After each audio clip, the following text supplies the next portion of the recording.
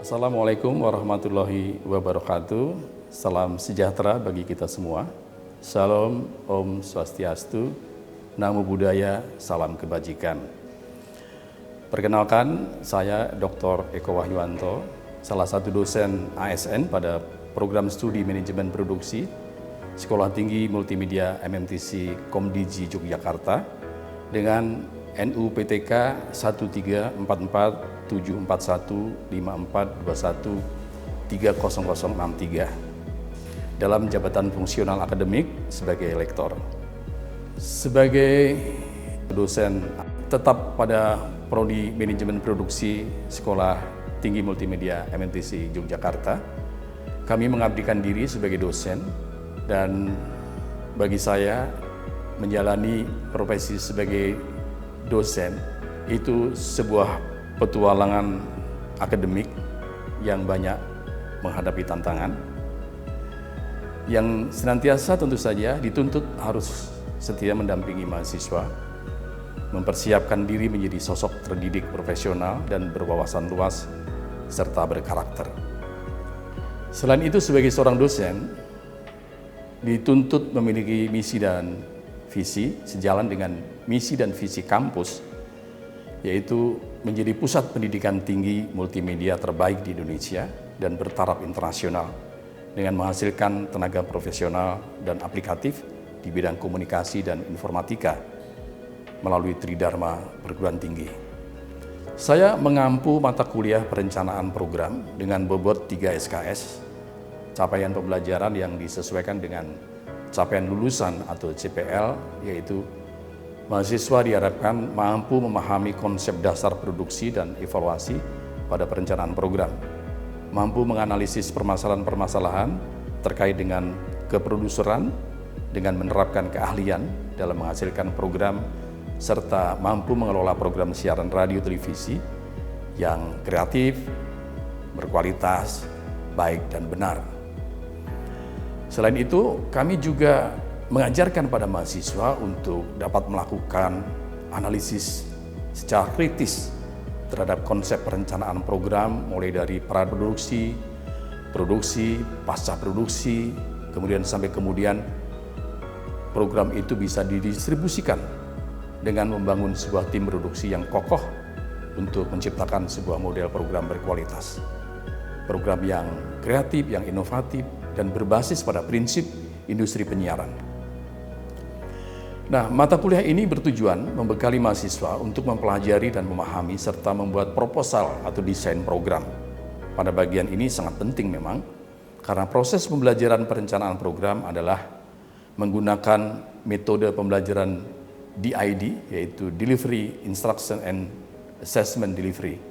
Jadi proses pembelajaran yang saling terkait ya, berkontribusi pada efektivitas pembelajaran, di mana meliputi penyampaian atau delivery, kemudian cara materi pembelajaran itu dalam bentuk ceramah, diskusi, video, atau presentasi interaktif, dan tujuannya memastikan bahwa siswa dapat memahami informasi yang disampaikan dengan jelas dan efektif.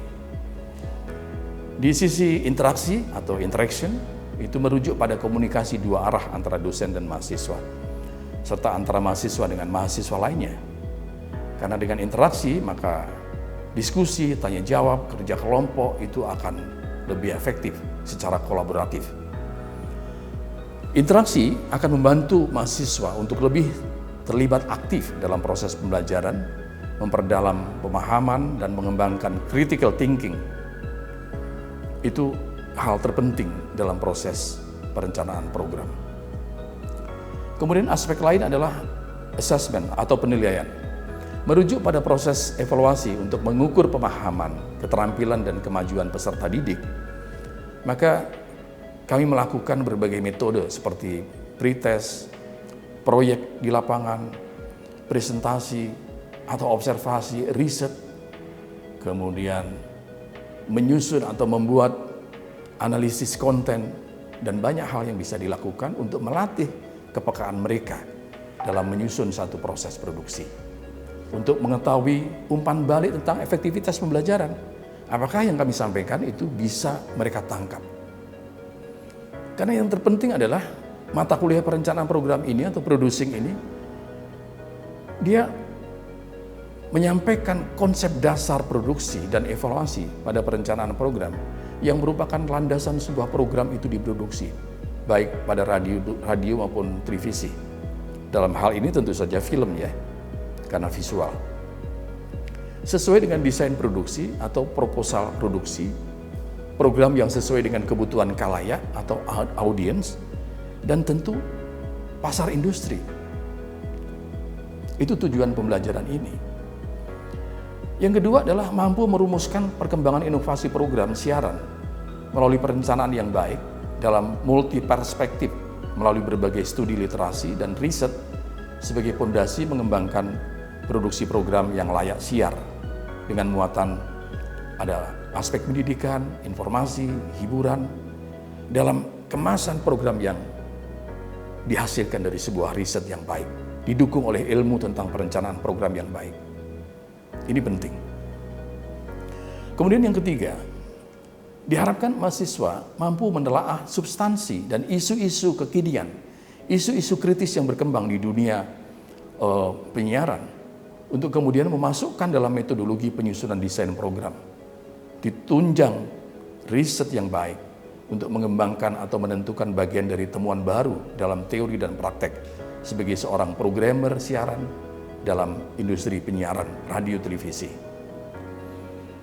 Kemudian berikutnya, mata kuliah ini juga difokuskan pada kemampuan mahasiswa untuk bisa menganalisis isu-isu kritis melalui kajian riset yang relevan dengan pendidikan perencanaan program tentu saja, secara tepat, guna, dan menghasilkan produk yang memberikan kemaslahatan bagi publik melalui pendekatan interdisiplin, multidisiplin, dan transdisiplin dalam rangka mengembangkan inovasi baru di bidang produksi program siaran. Berikutnya juga, mahasiswa diharapkan mampu menentukan format program, memahami proses produksi dan karakter audiens untuk membuat pangsa atau segmen pasar yang dituangkan dalam proposal perencanaan program melalui proses riset, brainstorming, penetapan kru atau talent, pemilihan talent, ya, hingga merencanakan anggaran dan output yang akan dihasilkan itu terukur seperti apa. Nah, dalam proses pembelajaran, kami juga memberikan tugas individu dalam bentuk tugas menganalisis kasus-kasus yang terjadi di ruang publik, ya. Kemudian yang berkaitan dengan komponen atau aspek atau variabel di perencanaan program siaran TV maupun radio, dikaitkan dengan perencanaan produksi dan manajemen program. Antara lain misalnya, mahasiswa bisa mencari contoh kasus perencanaan produksi dan manajemen program yang dipublikasikan melalui berita atau hasil penelitian orang lain melalui jurnal, kemudian media baru di YouTube, TikTok, di X, ya, di Facebook, semua bisa menjadi tujuan orientasi mahasiswa untuk melihat program-program yang diminati oleh publik atau oleh audiens. Dalam hal ini, mahasiswa bisa kemudian merumuskan dalam membuat ringkasan ringan dari hasil risetnya. Kemudian sumber tulisan itu diperbolehkan bisa dari tadi media, ya, dari berita digital resmi, dari blog, dan lain sebagainya. Mata kuliah ini juga menyandarkan pada pentingnya penugasan bagi seorang mahasiswa secara individu, supaya kita bisa mengetahui tingkat penyerapan mahasiswa di kelas terhadap mata kuliah perencanaan program ini.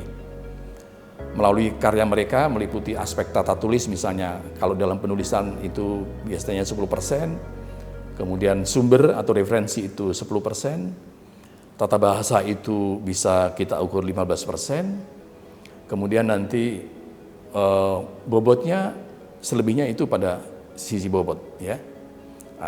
Sekitar 70 atau 75% kita akan fokuskan pada substansi, pada konteksnya. Selain itu, materi hasil penugasan bisa kita diskusikan di kelas secara bersama-sama. Mereka bisa mengevaluasi tugas dari teman-temannya sendiri, memberikan masukan karya dari teman-temannya sendiri, kemudian bisa merumuskan satu model atau sebuah kesimpulan baru yang bisa digunakan untuk tahap pembelajaran berikutnya. Demikian saya kira apa yang dapat saya sampaikan dalam rencana proses pembelajaran di mata kuliah perencanaan program ini. Selanjutnya kami sampaikan gambaran bagaimana proses pembelajaran di ruang kelas pada kuliah perencanaan program berikut ini. Assalamualaikum warahmatullahi wabarakatuh. Waalaikumsalam warahmatullahi wabarakatuh. Sehat? Alhamdulillah sehat. Oke. Kemarin ada beberapa kawan kalian yang langsung mendemonstrasikan apa yang sudah kita bahas minggu lalu di laboratorium, di ruang praktek, dan itu luar biasa menurut saya. Jadi ada produser, ada Santi, saya lihat kemarin juga sudah mencoba mengadaptasi bagaimana dan seperti apa membangun kerangka pikir dari konteks perencanaan program atau producing itu. Dan mudah-mudahan kita akan pertajam lagi hari ini, ya. Kalau kita bicara tentang perencanaan program, satu hal yang tidak boleh dilewatkan adalah kita harus melakukan apa? Sebelum kita membuat rumusan program, membuat perencanaan program, paling awal kita harus melakukan riset. Jadi backbone dari seluruh perencanaan program itu adalah riset. Tanpa itu kalian seperti masuk di hutan belantara gitu, nggak tahu ini mau bahas apa ya, isu yang berkembang di luar apa ya, hal-hal yang sifatnya tematis apa ya. Belum lagi nanti kalau bicara soal persaingan media, kira-kira media sebelah buat apa ini? Jadi kalian harus melakukan riset, ya kan? Risetnya bisa riset perpustakaan, riset dokumen, riset lewat Google bisa, atau riset turun langsung ke lapangan. Kalau memang kalian ingin mendapatkan satu data dan fakta yang bisa mendorong variabel-variabel penting dalam merencanakan produksi program itu. Itu kunci pertama. Yang kedua, setelah Anda menemukan riset yang bagus, menemukan satu fenomena di luar, oh ternyata ada gap. Kalau saya bikin dokumenter misalnya, yang menggali hanya sekedar suasana di tempat lokasi, tanpa didukung oleh data-data historical dari saksi mata misalnya, atau orang-orang yang ada, yang terlibat langsung. Misalnya kalau itu ada situs purbakala dan kalian ingin membongkar situs itu, kalian harus menemukan misalnya minimal juru kuncinya atau pejabat setempat yang bisa menjelaskan. Tidak sekedar melakukan pengamatan di lapangan. Kalian juga punya pembanding misalnya, karena pasti tempat-tempat seperti itu, kalau lokus kalian adalah tempat purbakala misalnya, itu referensinya sudah cukup banyak. Kalian bisa coba cari bukunya, cari jurnalnya yang berkaitan dengan itu. Semua data kemudian kalian bawa ke ruang diskusi dengan apa yang disebut sebagai fase brainstorming.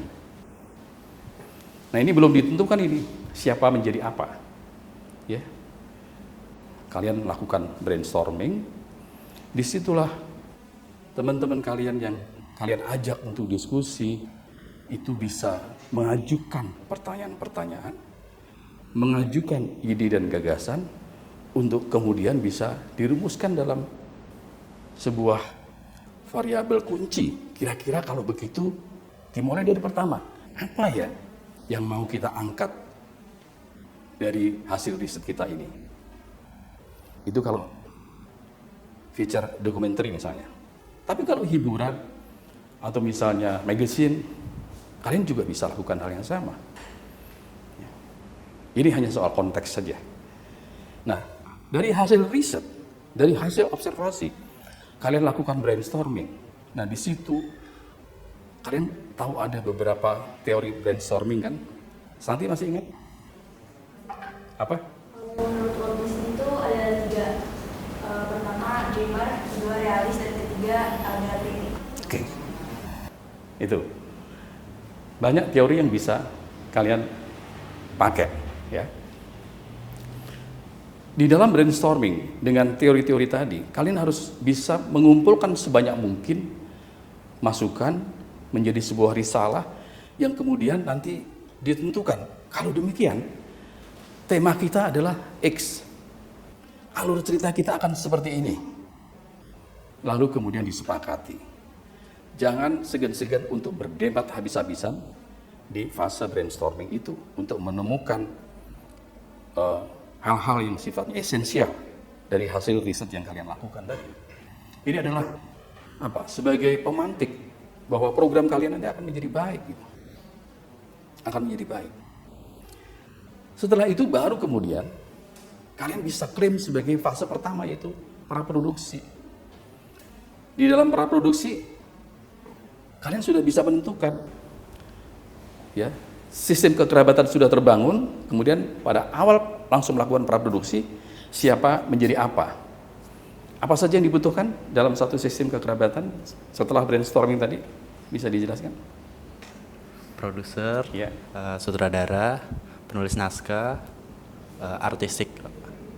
Iya. Bisa mungkin ditambahkan tugas masing-masing secara Produser singkat.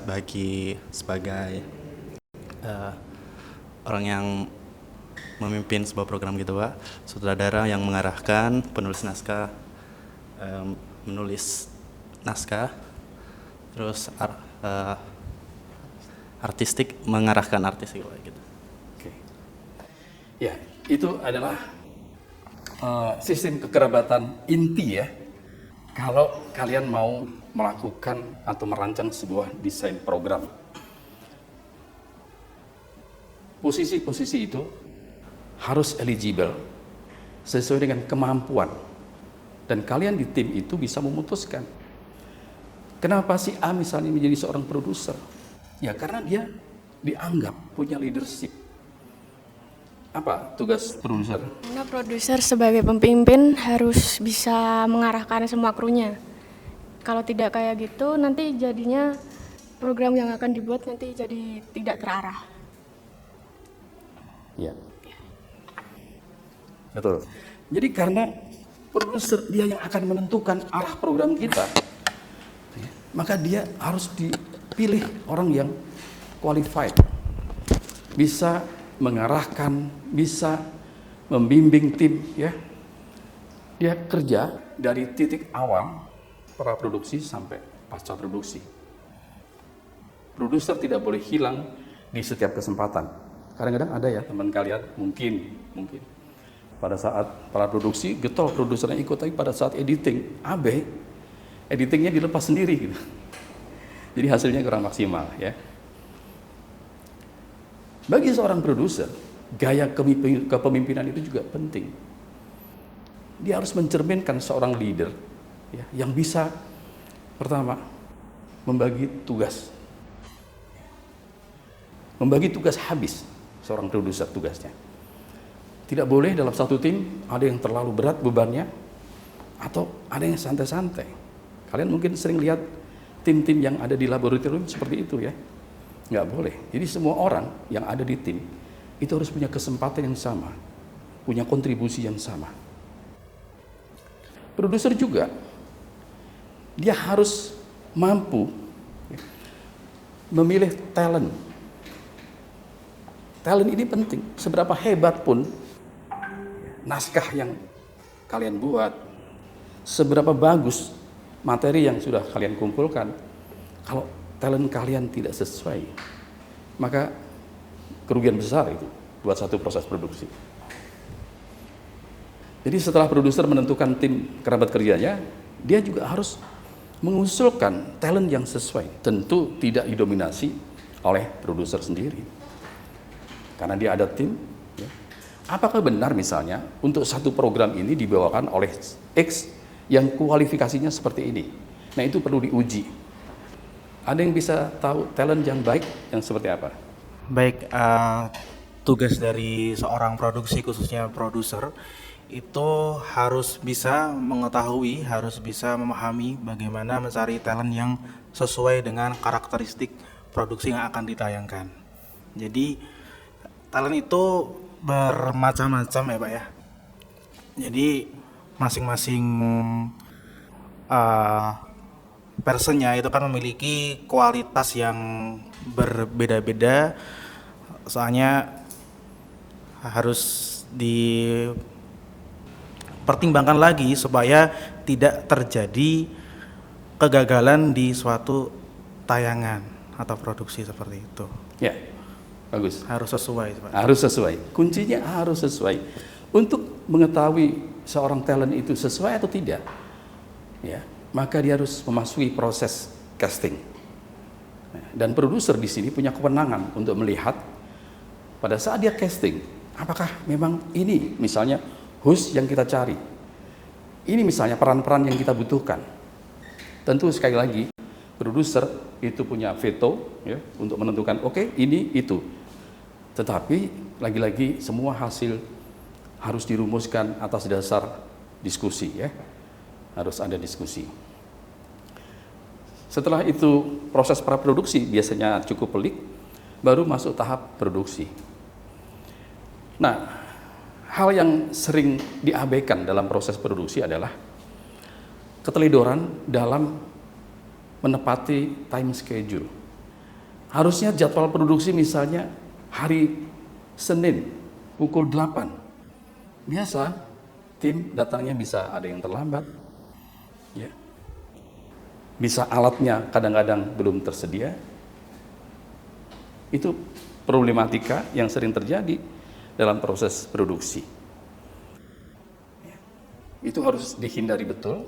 Karena itu prepare pada saat praproduksi harus matang.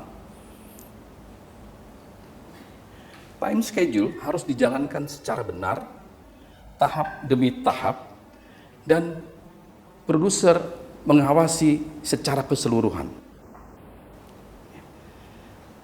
Tolong jelaskan tugas terberat produser sebenarnya apa? Santi, boleh berdiri? Tugas terberat produser pada saat produksi berlangsung apa? Tugas terberat produser pada saat produksi itu menurut saya ketika ada suatu permasalahan kita harus cepat mengambil keputusan di saat itu juga. Menurut saya itu sebagai produser. Dan itu harus sama dan sesuai sama membagi kayak misal teknik lagi ada bermasalah gitu. Terus bermasalahnya itu sama tim produksi. Nah itu kita gimana caranya produser harus memposisikan diri di tengah-tengah buat menengahkan hal itu gitu, permasalahan itu. Oke, benar. Jadi pada saat produksi biasanya akan muncul hal-hal yang menjadi trouble, menjadi persoalan sehingga produksi itu terhambat. Disitulah leadership seorang produser, ya, dia bisa mendelivery secara direct apa yang harus dilakukan oleh tim. Tidak boleh produser kemudian menyerahkan pada sutradara, pada floor director, pada teman-teman penulis naskah misalnya, bahkan kepada talentnya, terserah Anda, tidak boleh. Jadi produser harus punya keberanian mengeksekusi, harus seperti ini. Tentu di balik layar, ya kalian masih bisa diskusikan dengan tim. Itulah sebabnya seorang produser punya tadi naluri mendelivery. Dia punya saham besar untuk membagi otoritasnya di dalam proses produksi itu.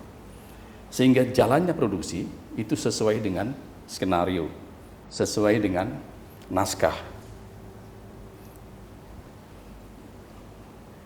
Itu saya kira bagian-bagian penting dari proses perencanaan produksi secara umum ya. Nah biasanya dalam proses produksi itu nanti akan terjadi bias karena tuntutan. Bisa jadi di dalam naskah atau skenario ya, alurnya menjadi berbeda. Kalau itu terjadi, lagi-lagi produser harus mengambil peran untuk setuju atau tidak setuju. Tiba-tiba ada talent yang pada saat produksi hari kedua tidak masuk misalnya. Kalian nggak bisa membatalkan produksi hanya seseorang yang tidak masuk. Kalian bisa ubah skenario produksi itu. Jadi tidak harus runtut. Ya. Tapi yang terpenting nanti bagaimana kalian menyelesaikan di hasil akhir, di pasca produksi. Nah, di pasca prediksi, peran seorang editing itu menjadi sangat penting. Jadi sangat penting. Ya. Nah, tidak boleh produser kemudian membiarkan editors itu bekerja sendiri. Produser harus tetap melekat di situ. Dia yang mengevaluasi apakah yang dikerjakan oleh teman-teman di bagian editing ini sesuai dengan skenario awal. Mungkin ada yang punya pengalaman bagaimana proses editing itu biasanya mengalami kesalahan atau hambatan, apa kira-kira dan bagaimana nanti bisa dipecahkan. Bagaimana? Karena kalian ini kan sudah semester 6, jadi sudah mengalami kerja-kerja praktik di laboratorium dan sudah menjalankan sebagian dari apa ilmu yang kalian serap. Bagaimana? Misalnya dalam proses editing, idealnya seperti apa? Kalau misalnya di dalam proses editing itu biasanya ada permasalahan mungkin dalam penyelarasan warna grading, color grading, Pak. Itu kalau misalnya di kasus yang kemarin pernah saya temuin, color grading itu dari bagian sutradara dan editor itu nanti diajukan ke produser atau disamakan sama permintaannya produser. Produser pengen tema atau mood warnanya dibawa kemana. Kalau misalnya dari produser, misalnya aku mau warnanya tuh agak ke warm gitu, nanti kita diskusin bareng-bareng lagi, terus nanti pas bagian editing kita apply-kan ke video, baru nanti di preview lagi sama produser. Kalau misalnya produsernya udah fix dan udah kayak approve, baru dilanjutkan ke editing segmen selanjutnya gitu. Oke. Jadi sekali lagi kerja produser itu tidak hanya dia memimpin dari proses secara faktual di lapangan, tetapi juga sampai ide-ide terakhir bagaimana produksi itu mengalami proses editing. Jangan sampai teman-teman di editing itu dilepas begitu saja, karena yang paling menguasai nuansa program ini akan seperti apa adalah produser. Sekali lagi, produser adalah orang yang kita pilih menjadi seorang leader dan dia kita anggap mampu, ya, dan dia mewakili dari semua tim yang ada di situ, semua kerabat kerja yang ada di situ. Itu saya kira rangkaian tentang bagaimana kita memproduksi sebuah program berbasis perencanaan yang baik. Ya. Hal-hal lain secara teoritis saya kira kalian sudah memahami.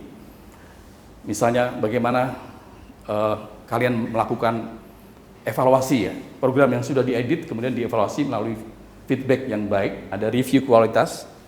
Ini saya kira standar ya. Nah, setelah proses itu semua berakhir, pasca produksi sampai praproduksi hingga pasca produksi, maka produser yang baik juga memikirkan, kalau kalian kerja di industri penyiaran ya, memikirkan bagaimana kira-kira program ini didistribusikan kemana.